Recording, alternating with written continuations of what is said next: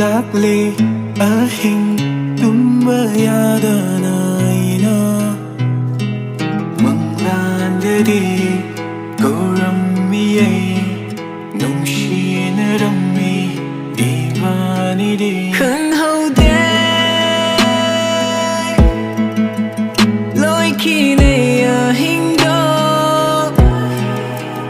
Nangna inakta layringay nungshi hayramingay Thamoy sige pothajarammi Leitrabada nangna uraroy khanbada Mirangsinadi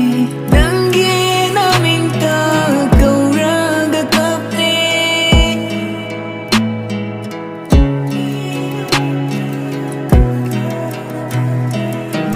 Lipanayda tamshidi